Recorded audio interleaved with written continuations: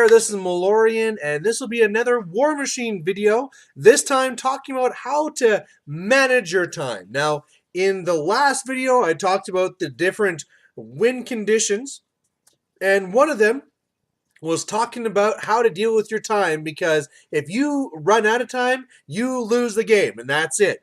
Now, I had a few comments on there, and I also know there's some other people that I've realized when they get into the game, this is a huge deal for them. When they see that clock going, they do not like it, and it's a real negative to them. So I thought I would do this video here to explain why that clock is there, and as well how to best manage it so it's not really a big deal.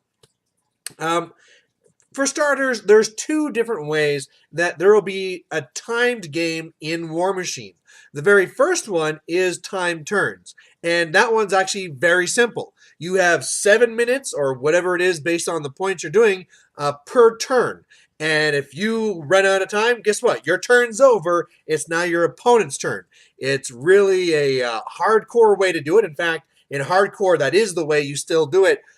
Once per game, you do have an extension, so if you need a little bit of help, okay, this one turn that's really important, I can throw it in there, but otherwise, it is bang, bang, bang, and at the end of the day, when it gets to the end of the time allotted for that round, guess what? Dice down, and whoever's the most in the zone, you get the win, and that's it. So, first of all, it is kind of stressful, because, I mean, you only have so much time, and it's go, go, go, go, go. But the real reason why that's there is really just to keep the game going, right? You don't want to be doing one of these games where you're waiting forever for your opponent and, like, oh, great, it's their turn, so they're going to think for 20 minutes before they roll any dice. And so it really keeps it going. For a TO, again, it really keeps it going so you can actually get to the end of the game. If they did just say, it was like in Fantasy or 40K, where, okay, you have 2.5 hours to play your game, go ahead. Well, what happened is the first one that can either run something into the zone or shoot a model down, whatever the first tiebreaker is going to be, they're just going to do this and say, all right, let's wait till our time's up. I am going to win. And so you can't do that. That's why there's that 7 minutes or whatever time is for the time's turn to pass it back over. Now, I believe the evolution and the better version of this, sorry, is the death clock. Now, for the death clock, instead of saying we're going to be playing a 2-hour game, which is going to relate to each of us having 7-minute turns, they'll say, hey, each of you gets 1 hour, go ahead. For your deployment, do your deployment. Oh, you're done? All right, you get to do your deployment. All right.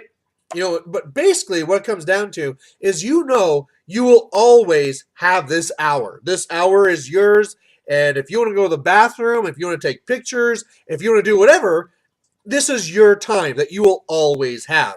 Now, it's interesting that whenever you see this clock, it freaks you the hell out. I remember when I first got into Warmachine, and I start seeing this clock, it's like, oh my God, I'm freaking out. I'm trying to rush through my turns. I'm making mistakes. It's really putting me on tilt, and I just can't concentrate because all I can think of is that clock that's ticking down.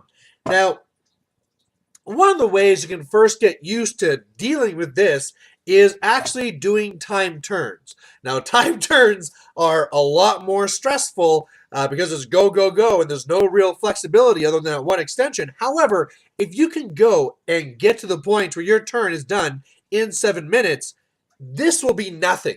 A Warmachine game is normally somewhere between 3 and 5 rounds. So even if we say 5, that's 35 minutes out of your 60.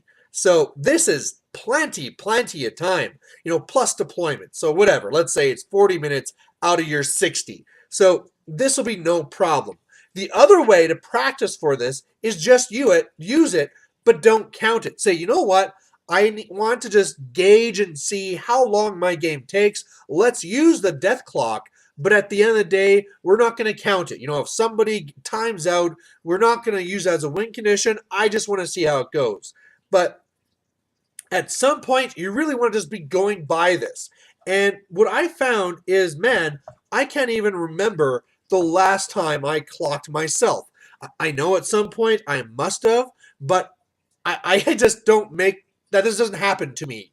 And I run lots of models, and I take pictures, and it just is never an issue. Now, this is where it really comes down to what are the tricks, what are the tips to make sure that this clock here really just doesn't matter. Now, the very first thing you want to do is almost don't even look at the clock. Don't let it get into your head. Just realize, and this will come to you naturally after you've gone through that exercise a couple of times. You realize, you know what, that's no big deal. And then once you're not spending time looking at the clock, you can spend more time looking at the table. So, whenever your turn is done, yeah, hit the clock. But otherwise, don't really look at that time until you're really at the end, and you might have to worry about it then. Now, with that in mind, don't shoot yourself in the foot on the first turn. One of the things I see is that people during their deployment and during their first turn, they're taking forever. They're planning out the entire game. I'm going to do this and this and this. And their first turn or second turn can take up to 10 minutes or more. And it just destroys your time on that clock. And then meanwhile, it gets to the end of the game, and you're quickly trying to do your turn in 2 minutes, right? Just go, go, go, go, go. And if you just would have been faster on those first turns, you'd have had all that time to use later on. And that's something you don't get with the time turns, right? If in the first turn and time turns, I'm just running up, well, it's only going to take a minute, but the rest of that time is wasted. I don't get to put that in the bank.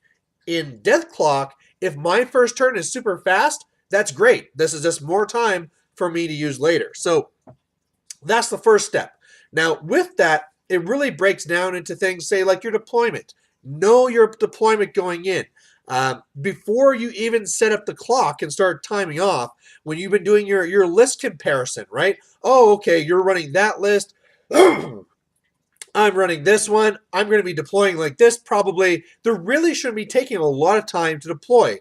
Again, when I do my list with lots and lots of models, I have pretty much a set deployment that I roughly stick to, and it's just click, click, click, click, click, click, click, all done, let's go. And on the first turn, I mean, normally your first turn should be muscle memory, because your first turn is usually, okay, this stuff is running up, I'm getting out these spells, maybe, oh man, this does not match up there, so I got to go and redeploy or whatever, but it should be really fast. So make sure you just get into that habit of practicing enough so that those first turns are automatic. Now, with that practicing, another thing will be just knowing the rules. For people that I find that are new gamers that really have trouble with the clock, I find that a lot of times it's just because they spend that time looking at rules and trying to double look up at the back of the card and trying to really remember how these things work. And really, once you get to that point where you know these rules, I mean, two-handed throw, I know how that works, that's no problem. This guy's feet, this guy's little special rule, yeah, I know that stuff. I played the army. So once you have that, all that time that you spent looking in the book and looking at the card, that's all saved now, and you don't have to worry about it anymore. Another part to it, too, is make sure to plan out your turn during your opponent's turn. It really shouldn't be that they switch it over to you, and you're like, oh, what's the plan? What's the plan? You should have known that what your plan is really coming into this. Like, oh, okay, they move their caster to there. Is assassination possible? Well, it might depend on what else he does. Oh, he moved these guys up here. Yeah, I'm in range to shoot him there. I'm not in range to charge there, so I'm going to have to try and set something up there. You should be planning this during their turn so that when they swap it over, unless their last activation was something mind-blowing, you should be able to just jump right into your turn and do it. And part of that, too, is the whole term called analysis paralysis. That's the whole idea where you're doing so much calculating that you're losing all your time. Like, okay, I have these 100 options. Let's go and compute all the math for everything to make sure I'm doing the absolute right move. Now, with that being said, one of the reasons sometimes why I don't death clock myself is because I just go. And I feel that this is the right thing to do, so I just go, and then it turns out, oh, I made a mistake, and I lose. And clearly, that's not the right thing to do either. However, especially if it's not a tournament game, just do it. Whatever seems like the right thing to do, go with it. And that's how you make that muscle memory. If I push up my caster too far and he dies, Next time when I play in a tournament, I'll be like, oh, I can't go that far. I better go somewhere more like this location here. And it starts getting to be more muscle memory. There are going to be key times where, okay, I need this beast to go down, and I need to do it with the fewest amount of resources. Mathematically, what should I need to take this down? And then with the remainder, can I do this? Well, if you're going to be doing that in a tournament, which a good player will, you also have to be good at knowing your math, knowing that, okay, if I'm POW 18 and I'm rolling 2d6, that means I'm adding 7 to that, so I'm doing roughly 25. Your armor is 20, so each one of those hits should be doing 5 damage to you. How many boxes do you have? Okay, what are the probability I'm going to take you down? But then again, some of these things you can actually just find out as it goes, right? Like, geez, how much is it going to take to take this thing down? Well, especially where there's order of activation, where first this is going to have to shoot, or first this beast will have to charge. And it's a question more of how much more will you have to go after it? Well, sometimes, like, well, just get on with it. I'm not going to know how much damage that Carnivian is going to do until I send in that Carnivian. So there's some things where, again, the analysis paralysis, hey, if this thing has to happen, get it out of the way. And that can also be part of hit confirms too, which we can talk about later. But hey, maybe that Carnivian is going to go in and it's going to totally just flop. It's going to double one all the way through, do no damage, and suddenly I have to change my whole plan. Well, okay, that's great. I went right in. I figured out that one hit confirm was not confirmed, so now I can do something else. And so instead of spending all that time doing the complete math for the entire turn, well, guess what? The dice said screw you, and now you have to do something else anyway. So what I'm trying to get at is that math is really important, but at the end of the day, it's also odds, and you have to realize it might take it away from you. Now, with that as well, the next step is don't get on tilt and don't really throw a fit if you do get bad dice. For example, if you do have that, you send in your Carnivian and it just flops. It does not do anything it was supposed to do. If you spend that time complaining about the dice and grumbling and, like pouting and saying to your brother, guess what just happened? My Carnivian couldn't kill a single guy. Well, guess what? While you're complaining, your clock is still ticking. And you could have been using that time to play the game and to go on to plan B. But all of a sudden, not only are you behind because that part of the game did not work out for you, now you're also behind on time as well. So you're just shooting yourself in the foot. You're just making it worse on yourself. So if something bad happens, accept it. It's bad dice, and off you go. Now, another big part of that too in making this go fast is also just be organized. I see some people where they just have all their cards in a jumble over there, and some of their dice are here, and some of their templates are there, and it's all in a mess. Have your space organized. Have your cards all clearly set up in front of you, unless you're War Room or something else. Have all your templates and your tokens all organized and ready to go. Your marker and dice right up there, ready to grab. It's not so much OCD where everything has to be in a perfect place. It's because if I have to mark damage on one of my jacks or beasts, if I spend all the time, where's the card? Oh, it's still in the binder. Oh, I got to go pull it out. Okay, no, this is the wrong beast, actually. This is the Scythian. I want the Carnivian. If it was right there and organized, that time is all wasted. And that's a big thing, too. If you're taking a lot of time, like I was just saying, I'm marking damage because it's their turn. If I'm taking a lot of time, it is totally within the rules for them to switch it over to me. If I'm taking a long time taking toughs, it is completely up to them where it's in their rights to put the clock back over to me. And in reverse, don't feel you can't do that to your opponent. If your opponent is taking a long time to mark down damage and do all these other things, you send that time back.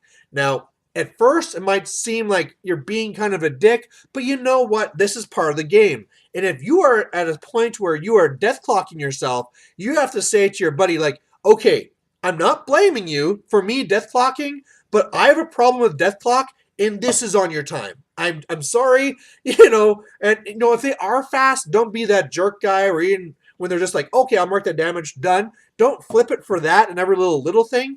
But if they are taking their time, like, oh, I have to take a tough. Oh, is it a 4+ tough or a 5? Okay, where's my dice? Okay, I'll roll it. Oh, actually, I think I get a corpse from that. Let me measure that range to Alexia. If they're going to do that and spend a minute for every tough roll, send that over. Send that right over. Put that on their clock. So that's really a big part of it, too. Now, when it gets to the end of the game, and it's at those later stages where all of a sudden now both your clocks might be running a little bit low, and you're a little bit worried about it because, man, I might not get this done before this clock goes. There's comes a point there where you're going to have to start asking yourself, are you making meaningful activations? So maybe what I need to do to win this game is I have to score this scenario.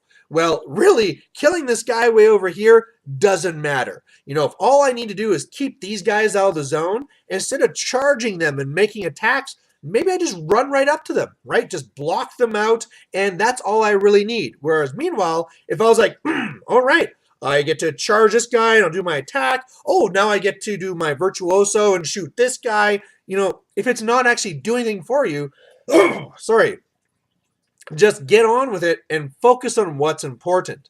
And now I have to take that point and rewind it. Now, just like I said, go fast in your first turns, otherwise you're shooting yourself in the foot for later. It's the same thing with some of these meaningless activations. I've had guys where I'm going up with my jack, and I got my colossal, and it's up there, it has very strong armor, and then they're going to go up there with their errands. And they'll be like, pew, pew, pew, little crossbows.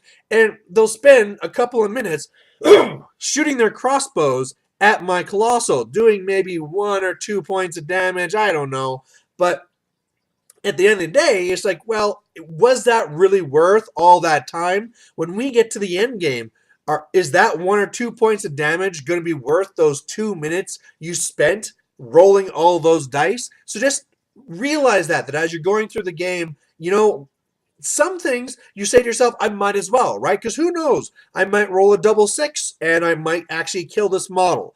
But if it's really something where a double 6 is doing a little plinky damage or something, really ask yourself if it's really worth it. But at the end of the day, this clock goes down amazingly slow. I've been here just yapping and yapping, and look how much. We're not even past the 50-minute thing here. And this is really what I think you'll find during your time too, is if you don't spend your time looking at the clock and just playing your game, having it practiced, getting right to it, not brooding over things, just saying, okay, this failed, let's go to plan B, go, go, go, you'll find that death clock really isn't an issue for you. Like I said, I can't remember the last time I death clock, and I have no problem. Taking pictures and doing all the rest of it. A lot of times I don't even look at my clock. I just kind of go and click, click, click. And I know that a lot of times it's more in the reverse. I've gotten so used to playing my army and playing fast that it's usually more of a question of me looking at their clock, trying to understand whether I should be death clocking them. But that'll be a different topic for another time. So anyway, that's how to manage your time in Warmachine. So thanks for watching, and we'll catch you later. Bye.